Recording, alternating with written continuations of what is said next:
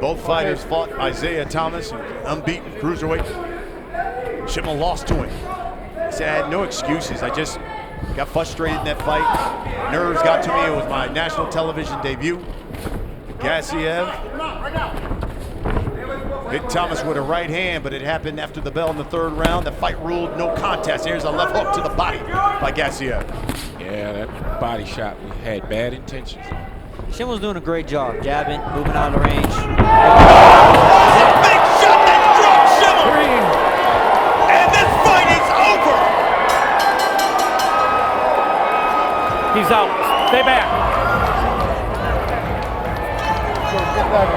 He's breathing heavy. Bring the paramedics in here with the oxygen.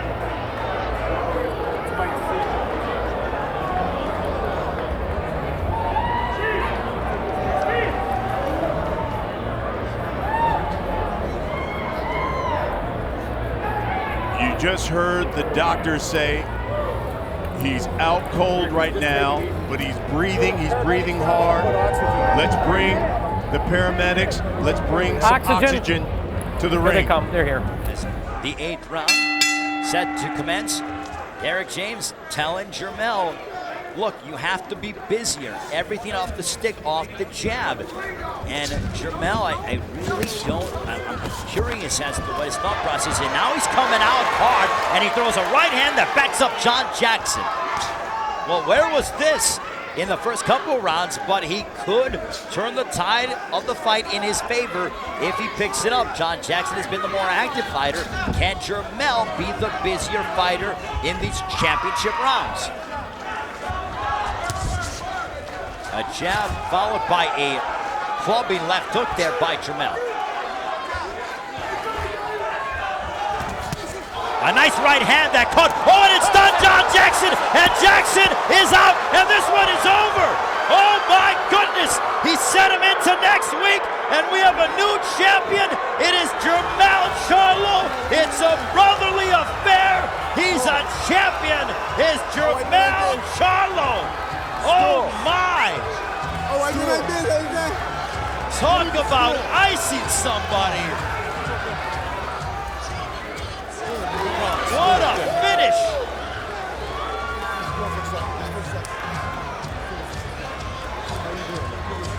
No, she hit me, and I had my head under here, so I stopped to turn around and hit me again. Okay, where are you at right now? I'm good. I'm in Barrios. So it's I'm in Barrios Arena in Las Vegas. It's interesting to note that John Jackson said when he got hit, he turned to the side and he thought it was a shot. He thought it was an illegal shot, and then he got hit again. But there is the new WBC Super Welterweight champion. I know that John Jackson isn't happy with the outcome, but he's not protesting it, so, and he knows where he is. It's some confusion, but you know what, Jermell Charlo, give him credit. He turned out and finished off John Jackson. Here we see the importance of conditioning. Nieves started off really strong, stronger than my brother, obviously. But, you know, body shot left!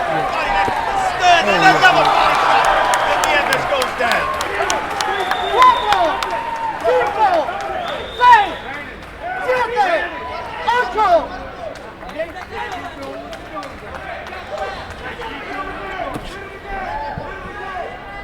You have to use that jab and make him forget about those body shots and then go back down there again.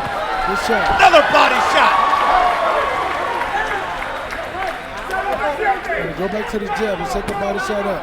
Because the guy's going to break, he's going to get really low and not let him land a body shot. You should take advantage. Those body shots linger. Nieves still feeling the effects of that body shot. You heard it? Oh, good shot. Nieves is very strong. He's very tough. He's a tough fighter. Another left to the body. And Nieves goes down for the third time, and that's it. Stop it for Brandon Figueroa.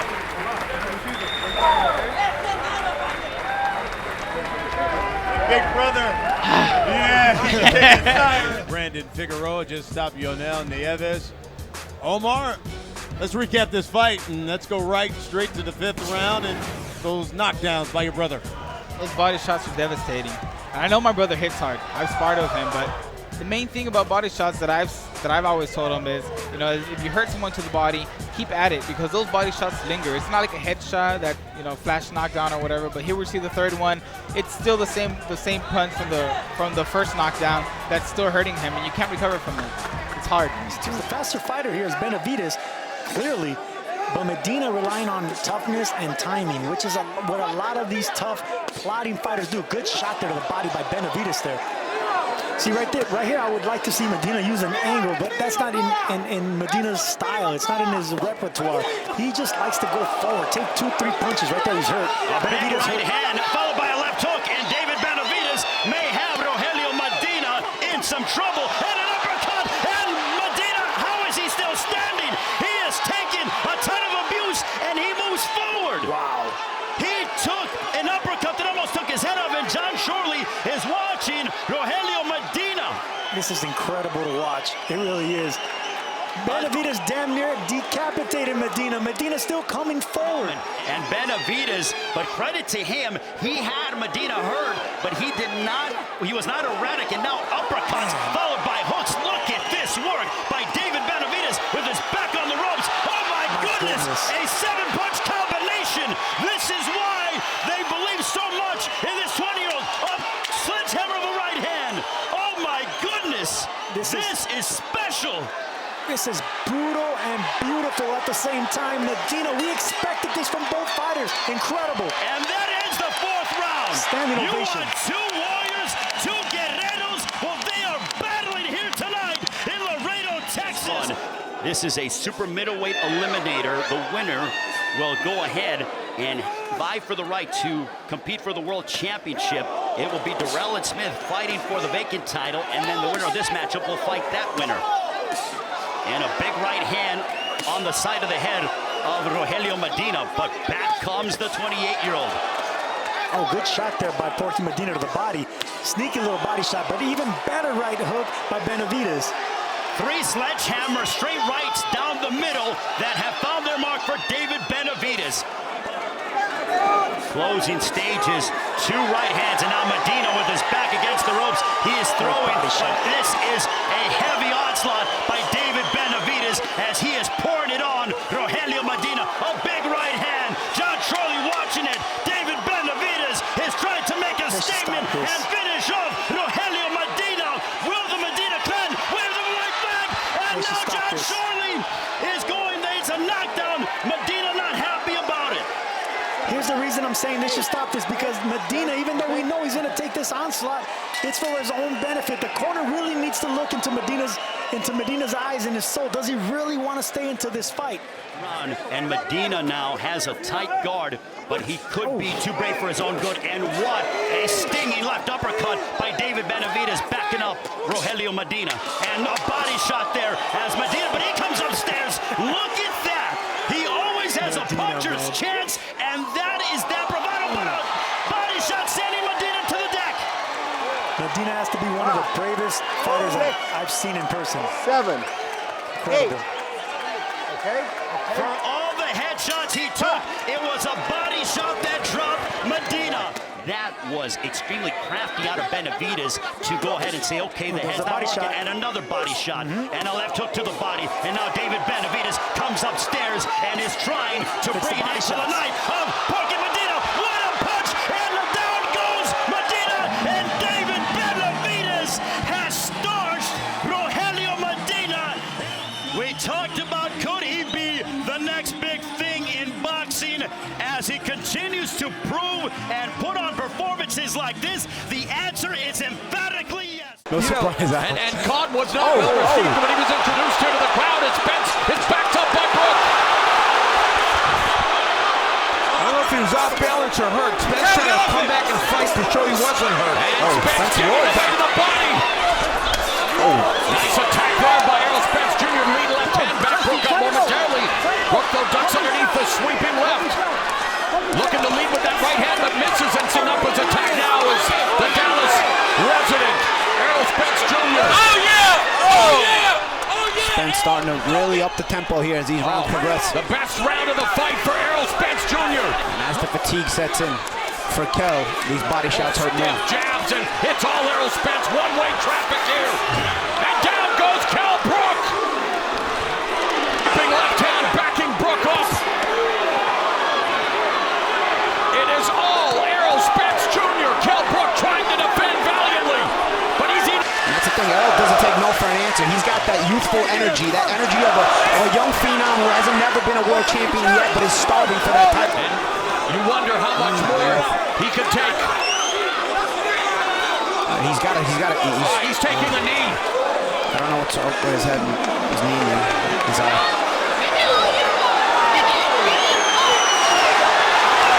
Better off, guys. Better off.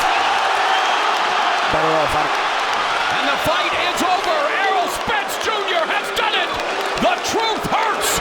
Saturday night in Sheffield as Errol Spence Jr. becomes IBF welterweight champion.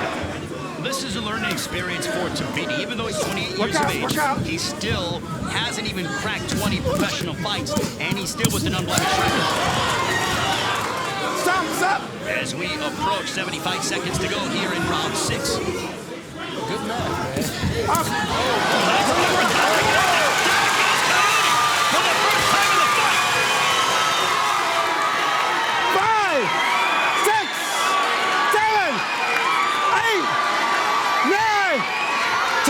This one is over. Andrew the Beast Tabiti holds Latif Kayode here in the 6th. Wow. What a shot. Got his distance, hit him to the body, came up top with the uppercut, and that was it. That is why he is known as the Beast. Because of this, Andrew Tabiti with the highlight reel knockout over Latif Kayode. And the fact that these guys are so quick.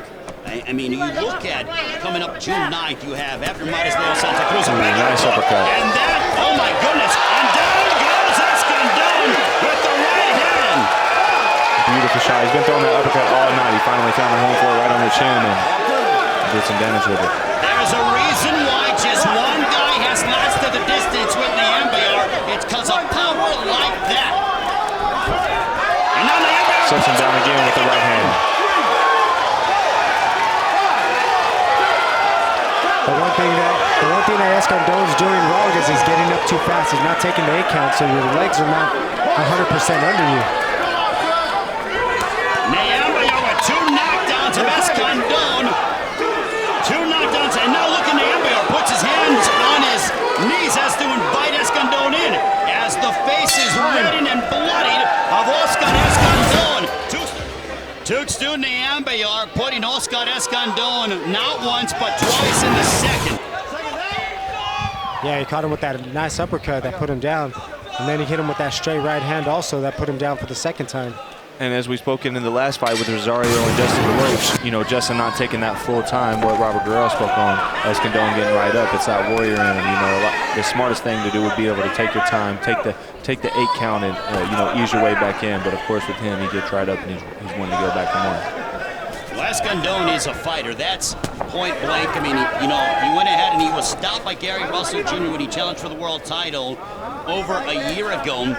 And he stated that he learned a lot in that fight. He actually pulled his back and was dealing with some injuries, but he said Russell was the better man. And right now, big right hand down. Another right hand. Escandon again.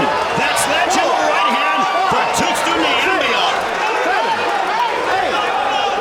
There's a reason why those that are behind Nyambayar feel that he will be a world champion sooner rather than later.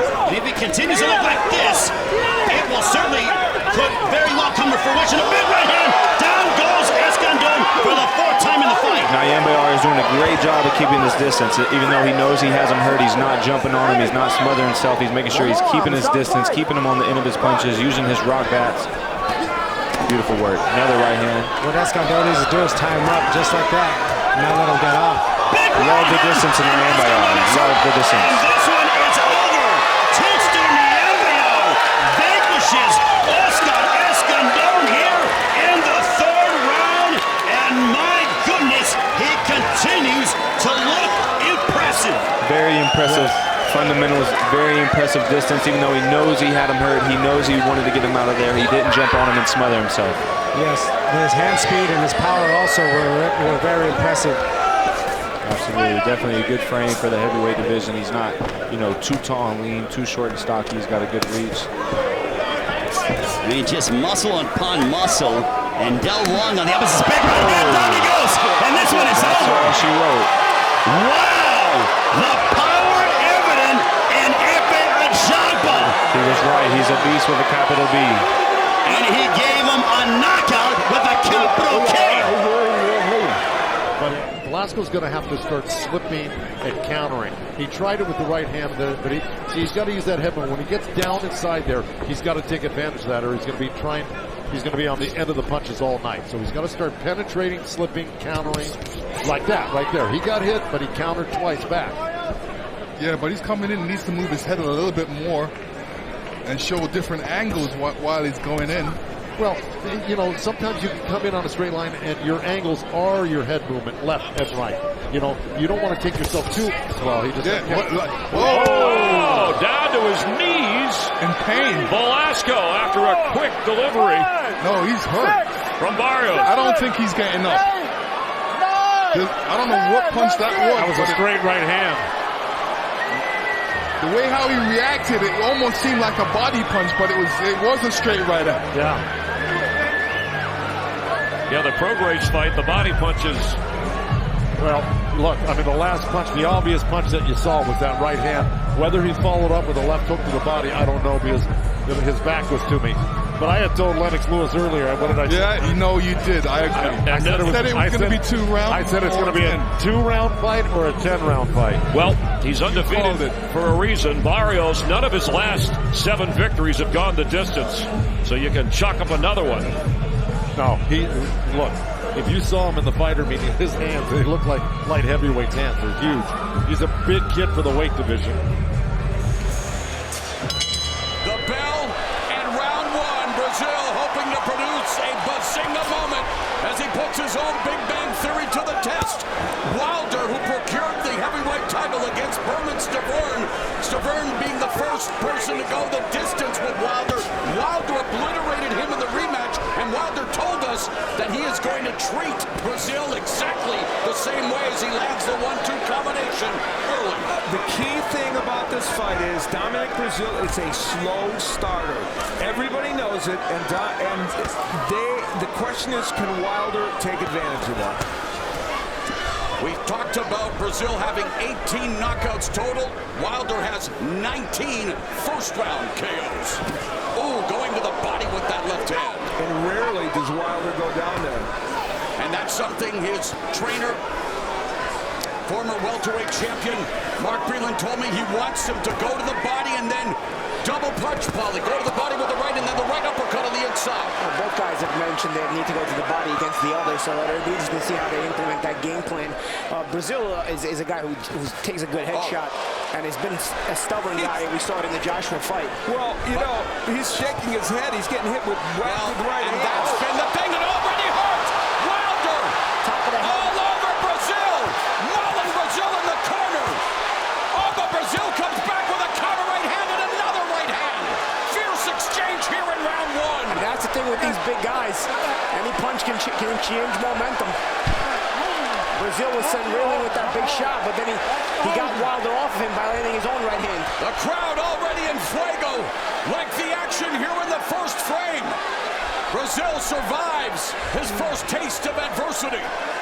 Show you the firepower of Wilder. That punch landed on top of the head, not even on the chin or anywhere on the face. And Breazeale was stumbling a little bit.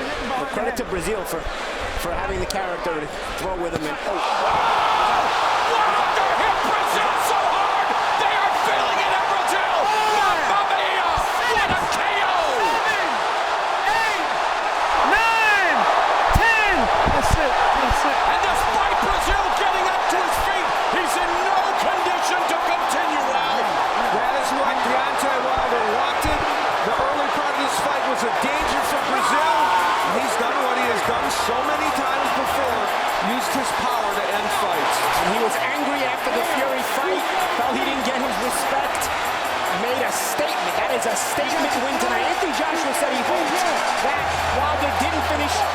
before he did because he knew that would be compared. Well, that is a statement if ever there was to be made one. Less than a round, Breazeale, who's usually a sturdy, durable guy, is disposed of. When it comes to knockouts, this is 40. And Wilder's 20th first-round knockout. Wilder and the crowd here at Barclays wilding.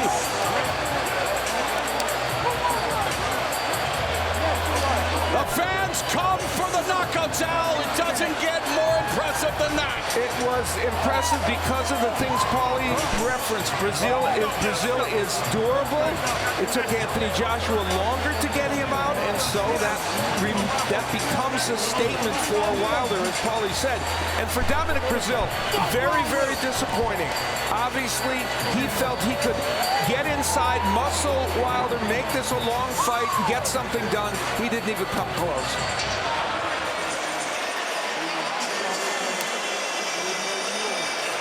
And that win is called marketing.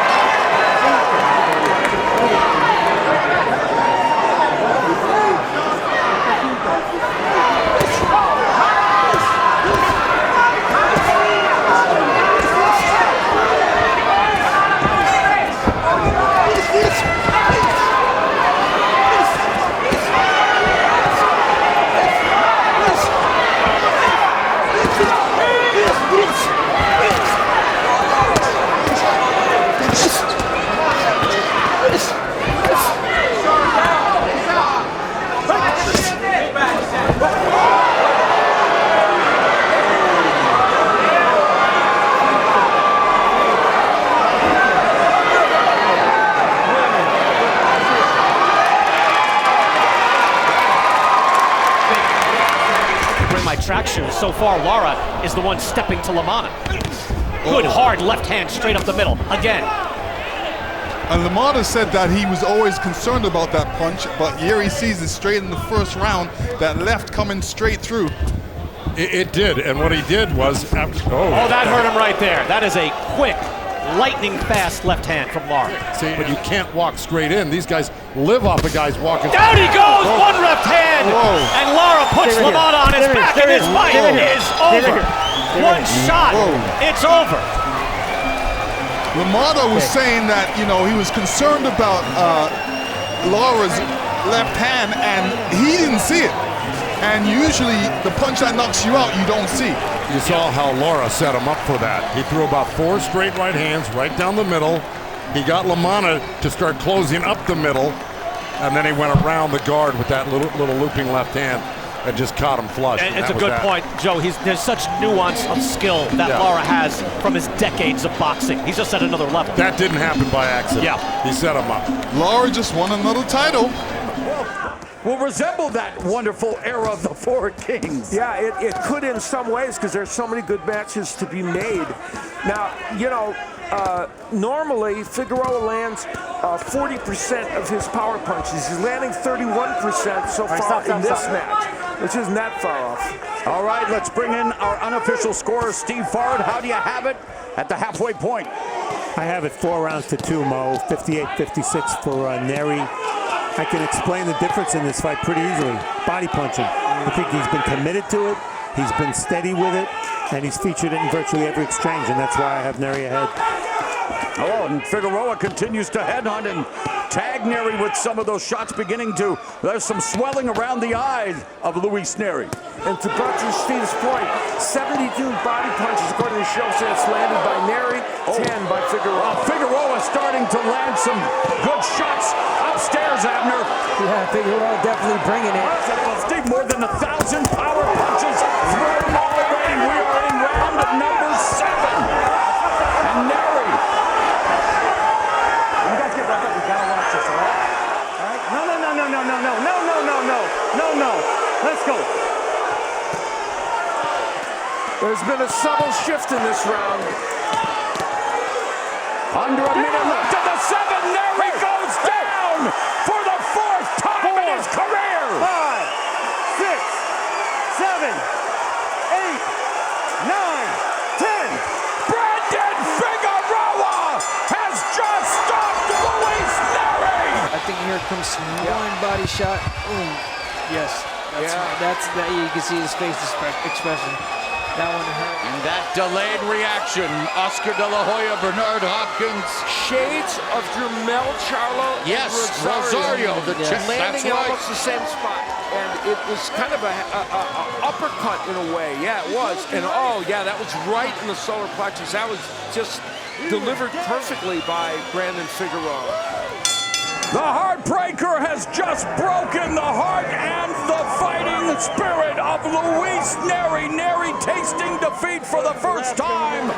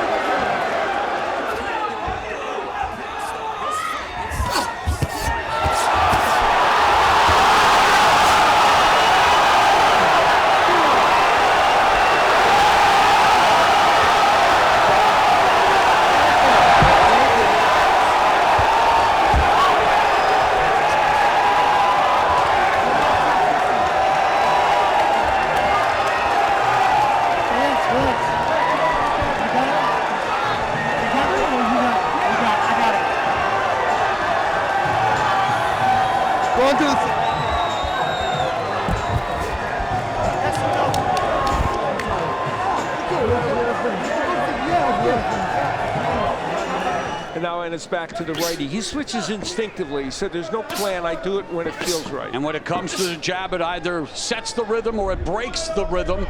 And for Jerome Ennis, it does whatever he wants it to do.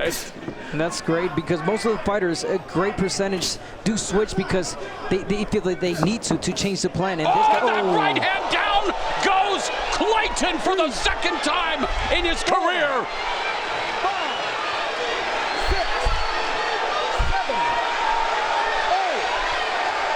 29. Hands up. Make it 29-0 with 1-0 decision, 27 knockouts. The Ennis Express is a runaway train. and still hasn't lost a round till this day. Jerome Boots Ennis really is the deal. This guy has, I mean, each and every single fight is so impressive.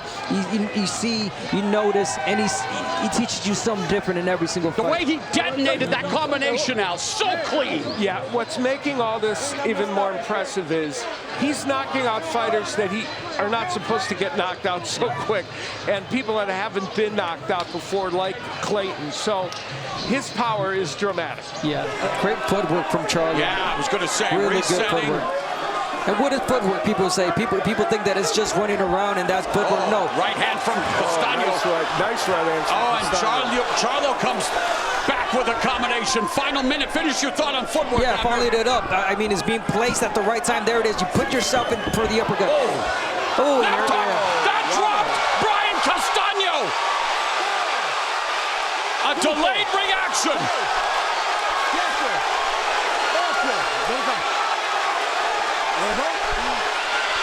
And just like in the first fight, Charlo has Castano hard in the 10th, but unlike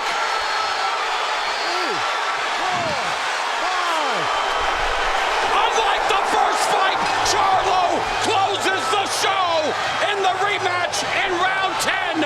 And Jermell Iron Man Charlo, who turns 32 in 5 days, now rules the 154-pound division with an iron fist. What a left hook!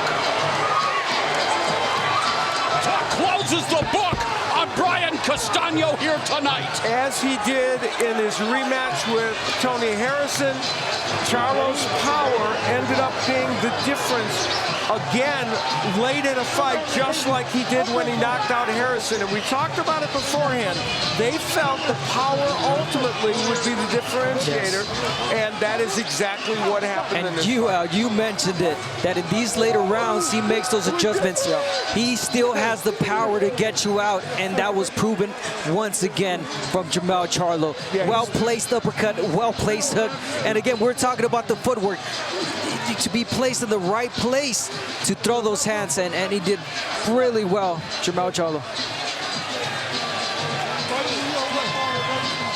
Jermell's twin brother, Jamal, celebrating, and hey, Errol Spence Jr. happy as well. His stablemate has made history. Sebastian Fundora in the background. He's smiling because he's like, hey, do I get next? This division... Special moment for the twins. Yeah, they are... And a special moment for the Charlo family, including his wife. Yes, I mean, this is... you can almost feel the relief, too, the happiness and the relief, because he was able to get the job done in this second fight. This division continues to produce great fights, and what it demonstrates, too, is that Charlo, who in recent fights has gone through the gauntlet of very good opponents, and now here he is back on top with the undisputed championship. Not that he ever fell from his perch because he had the title, but a very big win for him. And again, the 154-pound division delivers a very good fight. Charlo records his 19th knockout. 2 more knockdowns in this fight. 15 in his last 11 fights. 10 in his last 5. And the power is for real. As he had his head popped back by the jab, and yet he's willing to stay in the pocket and go toe-to-toe with Benavidez. The fighting heart of Lemieux. He is down. Pops back up. 6, 7. Everything by Benavidez, but look at Lemieux's heart. Wow. He's still trying. Lemieux fighting back, going to the body. Almost down in round 1, went down here in round 2, and yet he's still coming forward. And Benavidez landing shots. There's a left to the body, right hand, and the right cross. Unbelievable chin, unbelievable will, but how much more can David Lemieux take? Everything by Benavidez, but look at Lemieux's heart. Wow. He's still trying. Lemieux fighting back, going to the body. Almost down in round 1, went down here in round 2, and yet he's still coming forward. forward, and Benavidez landing shots. There's a left to the body, right hand, and the right cross. Unbelievable chin, unbelievable will, but how much more can David Lemieux take? Oh man, jaw jack, left hook. Lemieux getting lit up and yet still throwing punches, lands a left of his own. A man who's always intent on going out on his shield. 2 of his 4 losses have been by knockout. He just got rocked with the left uppercut on the inside. Again on wobbly legs, taking all kinds of punishment. Still fighting back, though. It's amazing. I mean, he's out on his feet now. I think he's out on his feet. Man, it's a battle of Davids, but Lemieux sporting a Goliath-sized heart here as he is taking all kinds of punishment from the undefeated David Benavidez. Lemieux, bloodied and battered, and makes it to the end of the second. Are they going to let him out for round 3? well, this is from round 1. We never got to see this. This is the left hook that knocked, that sent him wobbling back.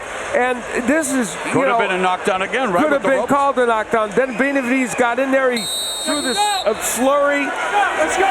And then we're going to look at round 2 when we had the knockdown. The straight right hand gets in for Benavidez, and he would send him down with that left. Man, David Benavidez throws punches and bludgeoning bunches, and David Lemieux comes out for round number 3. That's staggering in and of itself. And comes up firing repeated jabs, and goes to the right and left, trying to valiantly fight back. It's stuck with the jab. The guard is split by Benavidez, who is landing at a high clip. Yeah, he normally lands 46%. He's landing 52% of his power and punches. 47% of his total punches. Look at Lemieux banging away. Now, a lot of those punches not getting in, but even one of the body shots got in. It's staggering that he's still got an offense going. Lemieux was knocked out by Marco Antonio Rubio in the 7th round in April 2011 by Gennady Golovkin in the 8th, October 2015. Benavidez trying to close the show here in Glendale. And yet Lemieux coming back with that one something hits. Not going down, Raul. Oh, they're stopping the fight, guys. And Lemieux's corner has mercifully stopped the punishment. Things changed with this left hook. The fascinating thing about Benavidez is every single offensive punch works for him. He's not known as a left hook artist, but he's got a really good left hook, and that's what hurt him. And then he was trying to get the referee to stop the fight here with a typical flurry and combination by Benavidez. And I think the referee was pretty close to stopping the fight because, Benavidez hurts you with one shot, and then he jumps on you with a 10-punch combination. Then he wings at you with another hard shot. Then he throws another fast 10-punch combination, and sometimes that provokes the referee to stop the fight. But he got saved by the bell right there, Lemieux. And then you move into round 2. And again, the left hook is a key weapon. But what would happen here is a straight right hand, again demonstrating the variety of what Benavidez does. And then, of course, why not knock you down with a jab, right? And that's what he did. Various combinations. There you see Lemieux still trying, but opening up wide, and Benavidez a lot crispier and shorter with his shots down the middle. Real short, sharp uppercuts. And, that's when the corner stopped the fight. And it was because of the way Lemieux reacted. He was stumbling. To that, he was stumbling to that right hand. At that one right there. Yeah, and that one both. Yeah, and the corner did not want to see him get hurt. I'll tell you what, Lemieux is tough. If the corner does not stop the fight, he's not saying no. He's going to keep going. And you know what? They and that's did the way it at the you get right hurt. time. He's a Lemieux.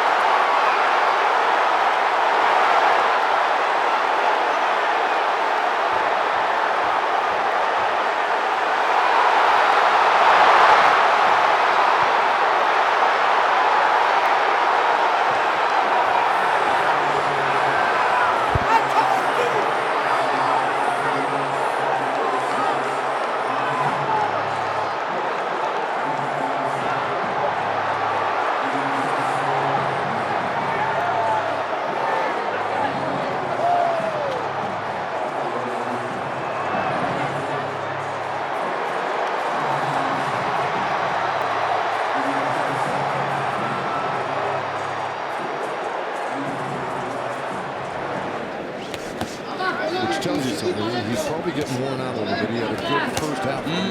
Nice body shot. And the uppercut by Figueroa. Magdaleno along the ropes. That should not be, and he's eating shots now. Not returning as much.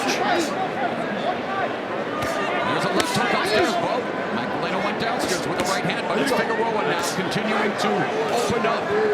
That's the Figueroa we're used to seeing on the inside. Uppercuts, body work. Oh, there it is. But here comes Magdaleno returning fire, but it's just Figueroa is way more effective. Way more effective. And the volume punches from Figueroa are much higher than Magdaleno right there. Doubling them up in this round. Well said, Joe, and he's doubled them up in terms of punch connects as well. So the last couple of rounds, Figueroa coming to life here in Las Vegas. Magdaleno helping him do it. That's it. Wow! 5, 6, 7, 8, 9, 10. That's Mamma mia! Just like that! Out of nowhere, Brendan Figueroa delivers a lethal body blow, and Figueroa closes the show, knocking out Jesse Magdaleno. You got to love the sport of boxing. No judges necessary when you do that, Mark. Wow. That was a great liver shot that he had been going to, and he stuck it in there good. You know, he's very strong. He's got good leverage. And quite frankly, Magdaleno let that happen to him by sitting on the left. He's good defensively, don't get me wrong, obviously, but I just wonder, again, Jesus Ramos is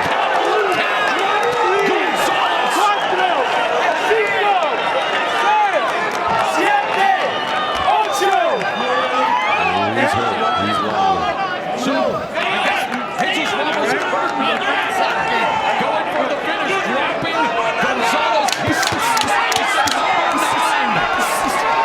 and going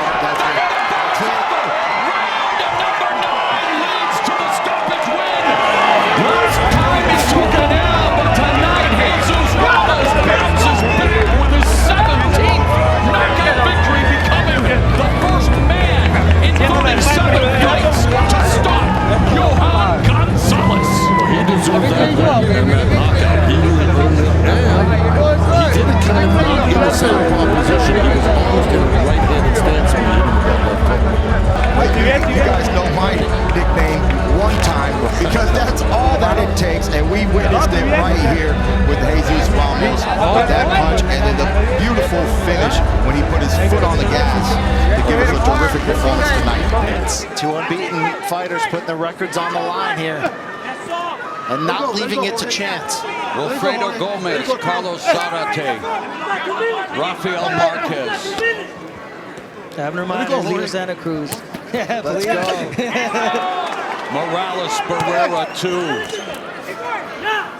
Vasquez Marquez. So many incredible battles at 122 pounds, and this one deserves its place, especially the way Chavez has tried to fight back, and here we go. Less than a minute left in the 10th. And they are still throwing punches and bunches, and Sanchez immediately storms the center of the ring. He wants to finish the fight. He's knocked down Chavez in the 10th round. Mamma mia! 6, 7, 8, 9. Chavez down for the second time in his career. Tito Sanchez looking to close the show with just over 30 seconds left. Chavez hanging on for dear life. It's over. It's over. Tito Sanchez 16-0 with a perfect 10 KOs.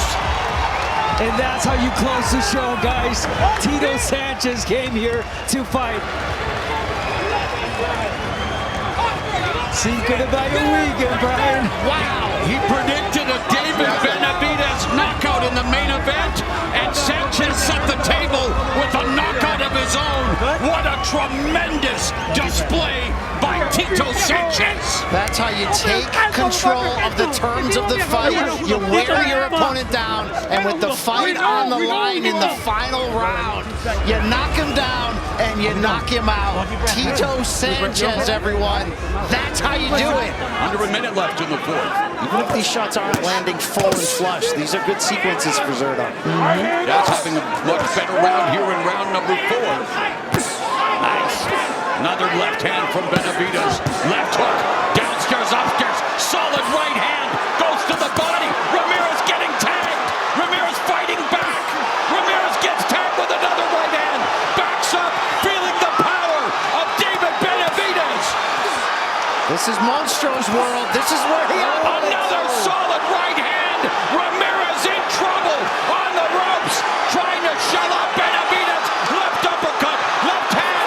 Benavidez on the cusp of making history.